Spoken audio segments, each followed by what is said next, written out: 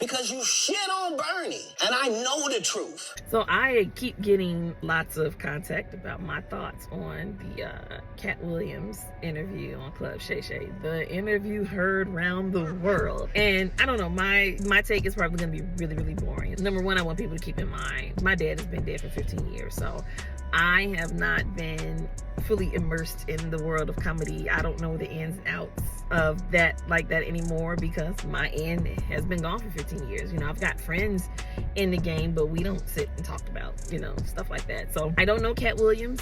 Never met him. That's one person I never did get to meet when my dad was alive. But from everything that I've ever heard my dad, you know, say, he's always seemed like a stand-up dude. So I have no qualms, no quarrels with him. I thought the interview was hilarious, entertaining. That man dropped so many one-liners that I'm sure we are going to be wearing down to the ground in this year of our Lord 2024.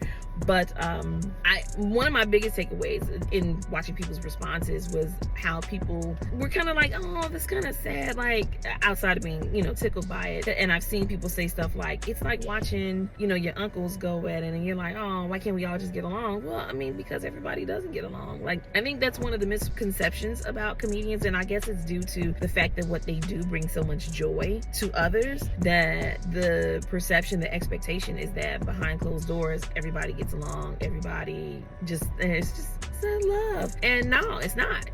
They've always been competitive. Like it's always been, as far as I've ever witnessed in watching my dad, it's always been kind of cutthroat. Like you'll have, you know, people beefing, like same as within your family. Just because y'all related don't mean y'all all get along, right? Comedy's no different.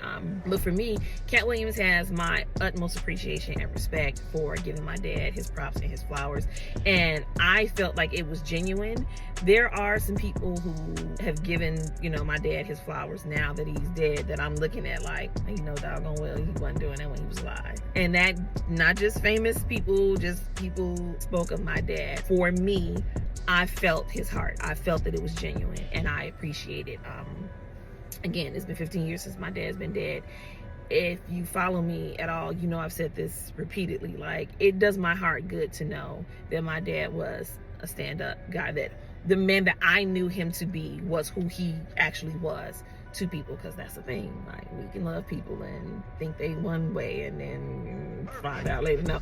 And I say, like, in 15 years, if he was an asshole, somebody by now would have been like, let me tell you about that motherfucker. So that is not the case with my dad. It makes me so proud, and I just really appreciate what I believe the genuine love and respect that Katt Williams showed my father is so much appreciated. Much love and mad props to Katt Williams. I would love to sit down and just have a conversation with Katt Williams, because I think that is probably be the most entertaining and gem-dropping conversation I probably would have in my life outside of conversations with my dad. So yeah, so that's my take. Like I said, probably boring, but that's what I thought. Again, much love and respect to Katt Williams.